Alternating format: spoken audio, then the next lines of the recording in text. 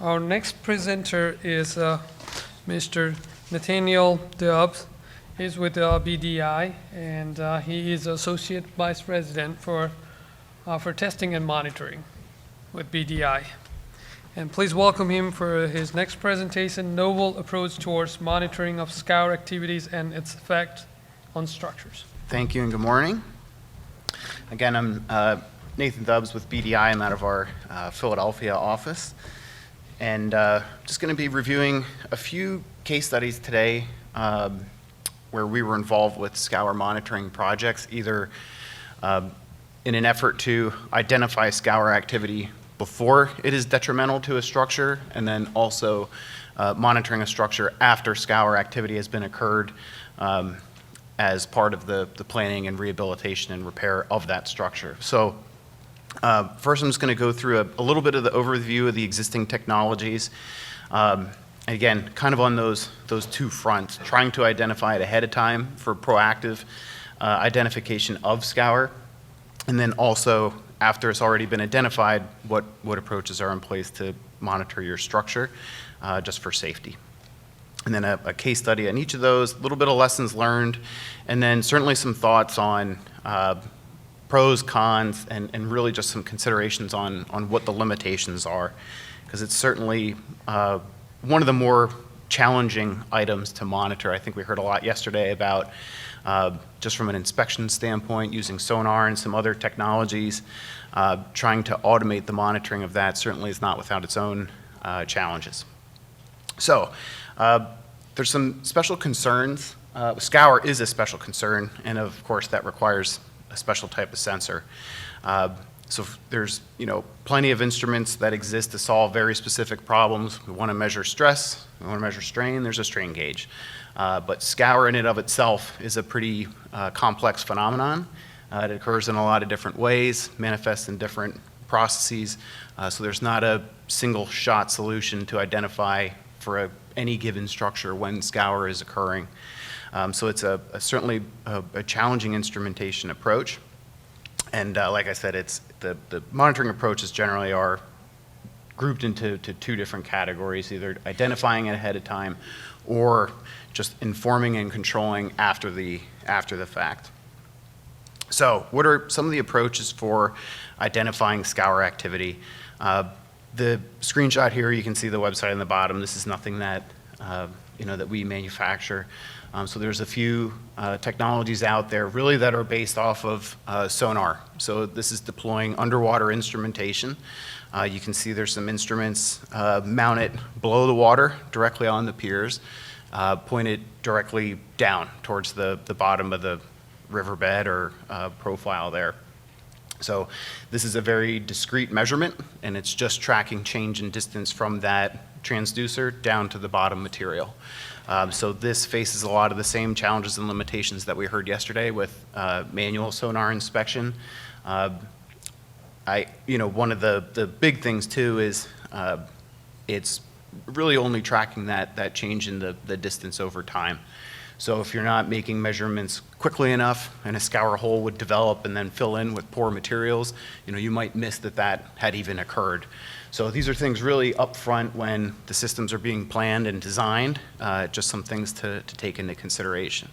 But really, from an instrumentation perspective, it's a fairly, I would say, a lightweight system. They typically consist of the sonar head underwater, and then also some kind of water velocity measurement. So that way we can get some indication of what's happening at that structure. And then with it being a pretty simple system, it's amenable to a small solar panel and a cell modem. So again, it's a pretty small, robust little monitoring system. We talked about some of the sensors there. The requirements for using this kind of application, obviously with underwater instrumentation, now you're starting to need divers to go down and install that instrumentation underwater. If you've got brackish or salt water, you've got to pay careful attention to the hardware that you use and what kind of materials the sensors are obviously made out of. Can the cables resist that type of environment? And again, in order to identify any quickly developing scour activity, you just need to make sure that you're data acquisition settings are set appropriately so that you actually capture the event, not that you completely miss it. With respect to cost, it's relatively inexpensive at about, I think that little kit there that I showed from the vendor on the previous slide is about $16K for all of the hardware. And the actual monitoring costs are typically no more than your cell phone bill. So certainly for a small system like that, I would even say it's portable. There's really no reason why a mounting frame for those sensors that are underwater couldn't be put on some kind of a reusable bracket that could be taken from structure to structure, if you're trying to understand if there's activity happening at some of the inventory. So certainly I think it's a relatively low cost and then reusable type of hardware setup there. But the main costs are going to come from the installation. In addition to just needing the underwater hardware, you also have to account for the fact that you're likely going to be having debris coming down the body of water. So you're going to have a pretty ruggedized frame to resist a lot of the fairly harsh environment that these things are going to sit in. And to that end, you're probably going to get into requiring conduit for your instrumentation cables, because the last thing you want to have is a nice underwater instrumentation to identify scour, and a log comes through and rips your cables out, and now you have no idea what's going on. So again, just important things to think about. Another approach is to actually embed instrumentation into the stream river profile itself. Now, typically, this only really makes sense if you're doing some kind of remediation and you want to validate that that, in fact, is staying in place and performing as intended. So what you see on the bottom right, the little PVC tube there, is actually a float-out device. So there's some electronics inside there. It's battery-powered and wireless. And the transducer is activated in a certain position. I think you can even see the font there on it says not active. So when that is on the top, the sensor is inactivated. That's what it's used to kind of store it and ship it around. But when it's placed into the ground, you flip it over so it's active side up. And so basically all that does is, if this thing would eventually scour out and float up, it only floats in one orientation, trips a little mercury switch on the inside, and it starts transmitting a little radio signal with its address. So typically with this setup, you have a receiver on the top side, somewhere on the structure, or I've even gotten questions like, hey, if you have this really swift-moving body of water, that thing floats out of range of your receiver, what do you do then? Well, maybe you put your receiver downstream a little bit. So again, just things to think about with your site.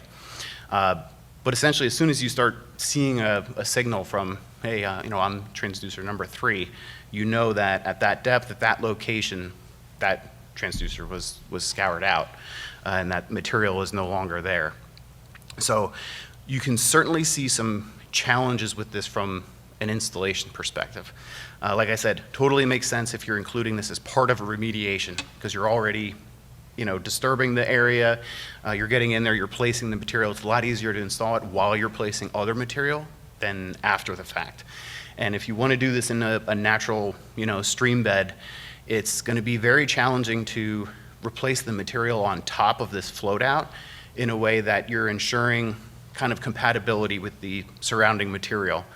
Not that you created a little pocket of weak area susceptible to scour, or that you overprotected it and everything is scoured out around the transducer and you're oblivious to it. So you could see how that would be really challenging to put this on an unremediated stream profile. And of course, if you're in deep water, this is going to be pretty challenging. I've got some installation details on the case study, and you can just see how this would certainly pose some pretty significant challenges just in the logistics of getting it in place. From a cost perspective, it's also relatively inexpensive for the hardware. You can see, I think that number I included there probably was for about a dozen or so of the transducers, the little radio receiver on the top side, some cameras, and a depth to water sensor. So basically an air gap with a bridge, clearance between the structure and the body of water. Yeah, and again, the main costs are going to come from the installation itself, certainly depending on your site requirements. So the first case study I'm going to go through is actually an application where these float outs were used. The project where we were involved with was the State Road Michigan, for Michigan DOT M30 over the Tobacco River. You can see in the bottom there, it was originally a short span, really with a causeway more so, and the entire thing washed out in some pretty significant flooding that they had. So as part of an emergency contract that MDOT had put into place, they did a full remediation of this, the subsurface there where the water flowed through, rebuilt all the abutments out, and they put in a longer span acro bridge. So just a temporary structure until they could come in and put a properly designed permanent structure in place. But as part of all the remediation work, they did include the requirement that this scour monitoring had to be used while the temporary bridge was in place. So it generally consisted of there was either 12 or 14 of these float outs, and I've got a set of the instrumentation plans on the next slide. That measurement of air gap, and so they just wanted to have the contextual information. When is the water rising underneath this, when we should start looking for some of these things to potentially pop up. A video camera on each abutment so that the DOT engineers could pop on at any time and just look at what the conditions on site were. And then being fairly remote, it had to be solar powered. So this is the plan drawing of the structure itself. You see the elevation view on the top that calls out the little wireless receiver on about mid-span of the structure. That's also where the air gap measurement was located. And then there were, how many? 14. Yeah, 14 float outs. Most of them were, let me pull up the little laser pointer here. Most of them were in the bottom of the channel, but you can see they even included some up, actually at the abutment structure itself, again, just to see, make sure that all that material was in place and that the protection and repairs that were installed are performing as expected. So again, that's a bigger picture of that float out device. The installation details you can see on the right, and now you can see how this could just be a little bit of a challenge at depth. So the instrument is placed with at least a 1 to 2 foot cover of the scour remediation on top, so the riprap material that was in place. And just to protect the sensor, there's a requirement that it's set in bedding sand. And again, that's one of the more just logistical challenges of doing something like that at any depth in water. I think the vendor had some suggestions for doing that, but I think they even admitted themselves they had never done a deep water installation of this exact type of setup. Just some shots of the structure, and of course this was like, I think we installed it in February, and if you saw it, it was up pretty far in Michigan, and I was going through looking at the server trying to find some cool photos from the installation, and it was like really left lacking. I was like, guys, like please tell me you didn't upload all your photos to the server. It's like I don't see some of the sensors and things like that. And we're like, dude, it was like really cold. We could barely get our phones out of the pockets or cameras out of the pocket, whatever, to take some pictures. But I promise you, I mean, obviously you see the solar panels in the cabinet there. These are the actual stills from the cameras themselves. So what we had, because this was a solar powered system, anytime you're integrating streaming videos into that, it's just a logistical challenge to not have a solar farm out on the place. So what we did was set up a little web interface for the MDOT folks so they could log on and just by controlling a relay that they could control over the internet, turn the cameras on so that way they weren't always streaming video and drawing a lot of that power. So they could go in, flip the cameras on, take a look at the site conditions, turn them off, and then be on their way for that day. In addition, of course, we had alerts in place so that the output of the sensors was just binary. It was either 0 or 1. If it was a 1, that means we got the transmission from it.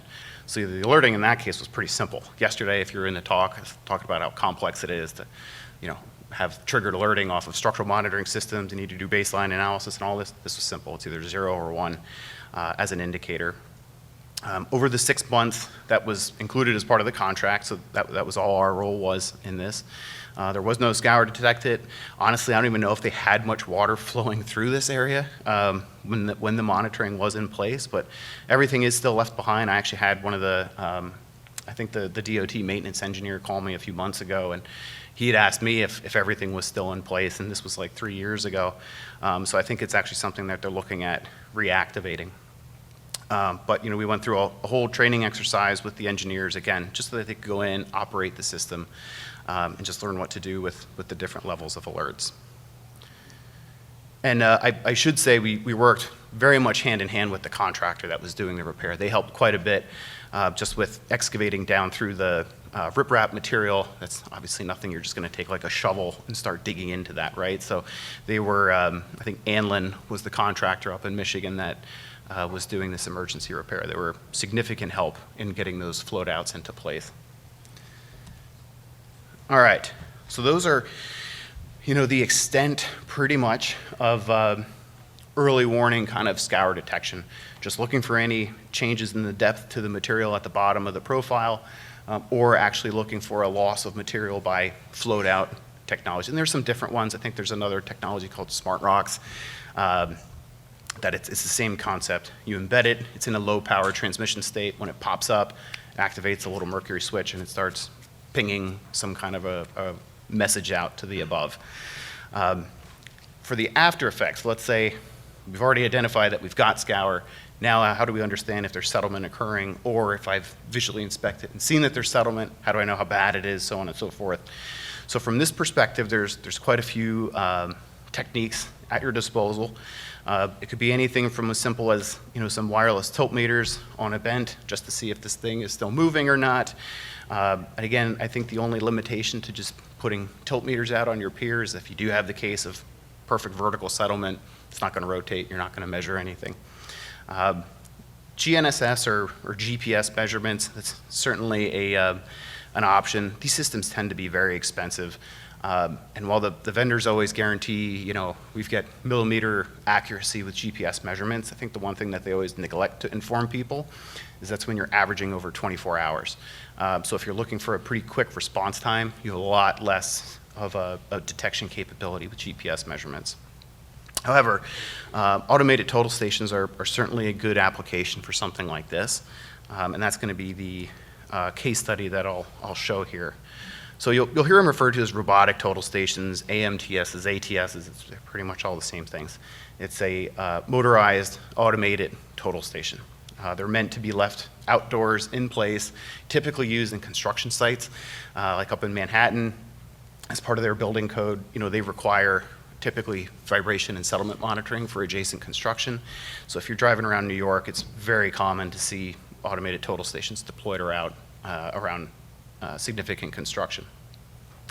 Of course, they're not without their requirements and considerations. So you need to have a sound place to locate the instrument itself. So, for something like the 7 Mile bridge that we were just looking at, excuse me, finding a nice stable place in the middle of a 7 Mile or a 2 Mile structure in the middle of the ocean, that could be a significant challenge. You'd essentially have to drive a pile or install a caisson somewhere off to put your total station. Or, you're putting it on an adjacent structure and hoping that that also isn't moving. So locating the instrument itself is always a bit of a challenge. You also need to have a small network, we say at least 6 resection or backsite points.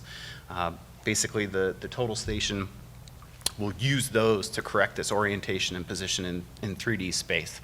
And then you've got your monitoring points that it's going and shooting. And again, really this is only for capturing the after effects. If the total station's picking up that your bridge is moving, well, now you're in reaction mode as opposed to kind of a planning mode. From the cost side, the prisms themselves, and I've got some pictures on the next few slides, they're fairly inexpensive. The big cost here is in the instrument. If it's something you're going to purchase in-house, between the hardware, the licenses, and the cabinetry and all that, it's a $100,000 plus line item. There are quite a few folks out there that'll rent these things. Typically, prices for those are anywhere in about $2,500 to $3,500 a month. Again, depending on where in the country you are and availability and all that. So It is a more costly monitoring approach, but at the end of the day, it's the ground truth. You're measuring 3D deflections, settlements of that structure, and it's typically giving you exactly what you're hoping to achieve. So the case study here, this is on a structure in Virginia. This is a Route 644 structure over the Meherrin River. This is in the state's Richmond district. And BDI at the time had a statewide on-call contract for monitoring, so we were actually deployed on an emergency basis. The state had done their standard post, heavy weather inspection of their inventory of bridges, especially ones that they know typically accumulate a lot of debris and are suspect to scour. They identified that the structure had experienced significant settlement. I believe it was about 4 to 5 inches or so in this central pier. And if you look, you can kind of see that those two middle spans are kinked down a little bit towards that middle pier. So they immediately shut down the bridge and started talking with us about what to do moving forward. And, of course, at that point, it's like, yes, scours happened. They could manually measure the settlement, right? But there was a few objectives that they wanted to achieve with this monitoring program. So one was just situational awareness and safety before that repair could be put in place. They didn't want to have to go out and find out that the bridge had been, totally lost by that middle pier still sinking. But then, more importantly, looking at the adjacent piers that didn't experience that scour activity. Were those stable enough, and could they be reused in the replacement structure? And then finally, kind of that situational safety after the repair. How was the construction impacting any continued settlement? And then what was the stability of the new repaired pier there? So here's a few pictures of the total station deployment. We did work with the state. Like I said, there was really no good place to locate the instrument. So the district maintenance staff worked together with us to put this concrete caisson in place so that we could locate the instrument on top. And it's a solar powered cell modem, so this is a fully remote application for the total station. And here you can see the district maintenance staff had just run a string line from one abutment to the other. These prisms are about 4 to 4.5 inches tall, so you could just literally see what settlement had occurred initially due to that scour. And of course, I think this was about 1 to 2 months into our monitoring program. We lost one of the prisms, and our ongoing monitoring team reached out to me. They're like, "Hey, we're not seeing any measurements reporting from this one prism. Like, what should we send someone down there?" I was like, "Well, just turn the camera on the gun and point it at the prism and see what's there." That was the image that we got. So right in here was that prism that's being half torn off by the debris. So I mean, you could just see the significant scour-inducing activity that the structure was subject to, and why it's handy to have a camera on the instrument. So this is just a shot of some of the measurements that were made throughout the monitoring period. You can see this is about 10 months. There's a few significant events here you can see. So I mean, over the first, four or 5 months or so, very small, the bridge continued to settle at about 1 to 2/10 of an inch. But then when the repairs were being completed, I believe they were drilling shafts adjacent to that middle pier. And of course, as soon as there was some disturbance to that material, there was some continued, I think about 4/10 to a half an inch or so, a pretty quick settlement. So this was, of course, very valuable to the district engineers that they had this information in place, so that I believe they changed the methods that were being employed for putting the shafts in place, and it was a much less invasive method moving forward. And then after the construction was complete, I had cut off the time history here a little bit just so we could see some of those impacts there. But we did continue to measure, I believe, for another about 3 months or so after the end of this time history, and pretty much the measurements were rock solid. So the district was happy with the performance, the system was decommissioned, and the bridge was reopened. So wrapping up, just some thoughts and considerations on the 3 approaches that I talked through there. Looking at the underwater sonar-based scour detection, The pros, it's very simple, it's a low hardware cost, and it's a direct indication of scour before you have any impacts to the structure. Some of the limitations are, again, now you're coordinating a few different folks, you got to get a diver down there to install this underwater. It is only monitoring at a discrete point. So if the scour develops 5 feet away, we're going to miss that. Of course, you could, pepper the thing with these transducers, but now that comes at an increased cost. So it's a trade-off between the deployment of this technology and what kind of detection, criteria you're looking for. Also, you have to consider the debris that's going to be floating down your body of water. With the embedded floatouts, again, they're simple, low maintenance. They are directly indicating what you want to know. One of my biggest concerns, though, is how do you know that they're working? You have no kind of active communication with these things when they're in place. And maybe it's just kind of the old school instrumentation side of me that just likes to have a sensor hardwired that I know the thing is working and actually recording measurements. So that is just a concern. Really, you would address that by having some redundancy in place with your monitoring approach. And again, with the settlement, kind of tracking the position of the structure, they're simple. At least for the tilt type measurements, they're low cost, small, simple hardware. The total stations, you have some increased cost, but you get a lot more high quality indication of what's going on with the structure. But again, that's really for identifying after effects of the scour. So with that, I hope that was of some value. I'll open it up for some questions. Good morning. More than a question, I just wanted to make everyone aware that there is another device, and I apologize for not letting you know before your presentation, called the Scour Probe, very cost effective, that can also monitor scour. Perfect. How does that operate? It's driven into the sediment, and it has accelerometers on it, and so when the accelerometers are covered in sediment, they don't vibrate. Once there's no sediment there, they obviously explode into motion, and messages are sent to people who need to know. I've seen similar approaches with thermistors too. Thermistors on a rod driven into the ground. Ground temperatures are fairly stable. If it's exposed to water, you typically get more volatile temperature measurements.